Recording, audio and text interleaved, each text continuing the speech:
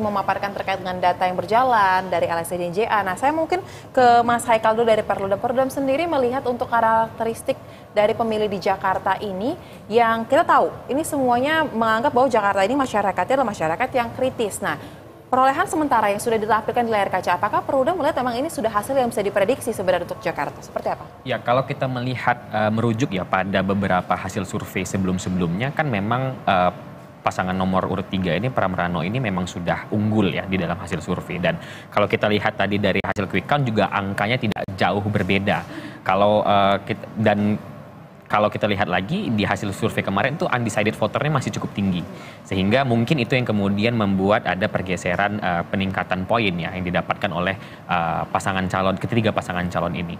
Dan saya rasa untuk di Jakarta sendiri kalau kita mengikuti proses kampanye dan juga bagaimana kemudian atensi publik yang diberikan kepada Jakarta, ya ini memang tidak seperti yang terjadi di Jawa Tengah misalnya ya, ada endorsement yang begitu kuat, walaupun ada upaya-upaya endorsement yang dilakukan di detik-detik terakhir misalnya dengan beredar surat dukungan gitu dan sebagainya. Mungkin dengan hasil seperti ini ya tidak begitu mengangkat, dan itu artinya membuktikan bahwa implikasi dari endorsement yang kemudian coba dilakukan di detik-detik terakhir kampanye selama beberapa hari kemarin itu terbukti kemudian tidak berhasil mempengaruhi secara signifikan pilihan pemilih. Dan hasil dari survei kemarin yang merupakan hasil dari pilihan pemilih pada saat itu kemudian tidak jauh berubah.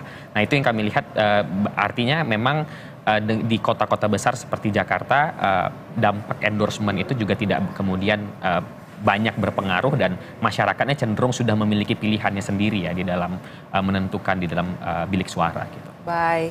Kemudian jika kita lihat lagi angka yang masih terus berjalan ini dari teman-teman lembaga survei, Mas Denny, tadi kan data yang Anda paparkan itu menunjukkan bahwa pasangan nomor 3 seperti memimpin untuk Pilgub Jakarta. Nah, tetapi pertanyaan saya, berapa sebenarnya margin of error atau angka aman kira-kira agar kita bisa mengetahui kurang lebih ini merupakan gambaran dari hasil akhir. Karena kan angka masih terus berjalan, agar tidak terlalu dini mendeklarasikan kemenangan tuh, margin of error seperti apa? Kalau data masuk 100%, diperkirakan margin of error quick count SMRC itu 1,42. Itu perkiraan saya ya. Tapi kalau per detik ini, data masuk 46%, margin errornya 1,79. Jadi kita dapat angka 51% untuk pasangan Rano Karno, Pramono dan Rano, itu artinya belum signifikan di atas 50.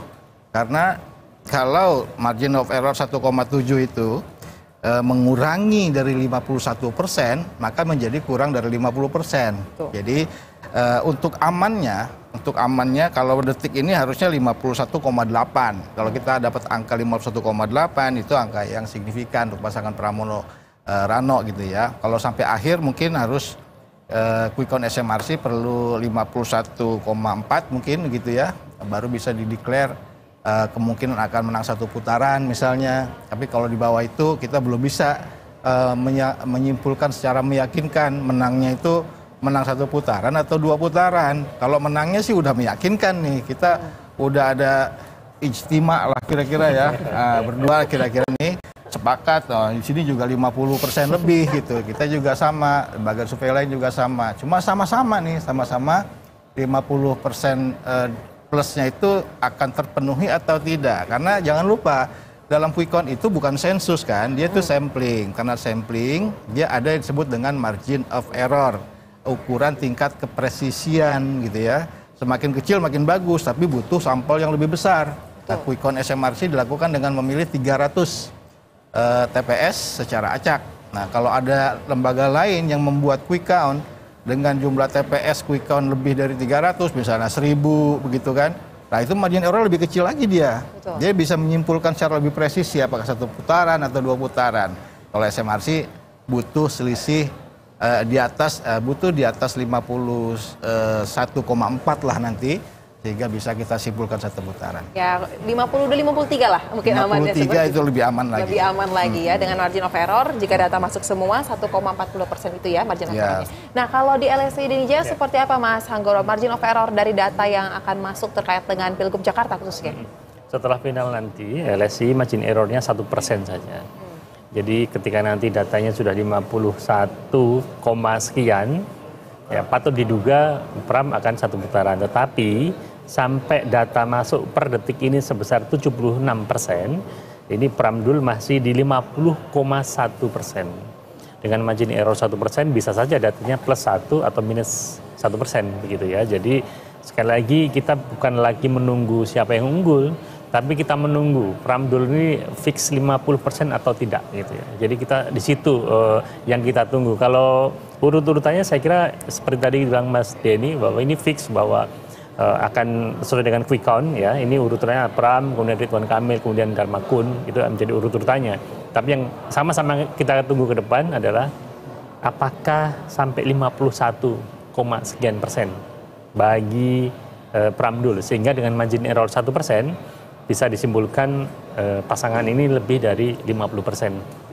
Baik, berarti kalau unggul sudah tahu siapa, tapi unggulnya lebih dari 50 plus 1, itu yang kita nantikan sama-sama ya, Yes. hingga hasil quick count itu Yang berjalan. cukup mengejutkan juga pasangan nomor urut 2, Sosa. Iya. Ini 10,27% di quick count kami. Mungkin juga sama lah ya, sekitar 10%-an.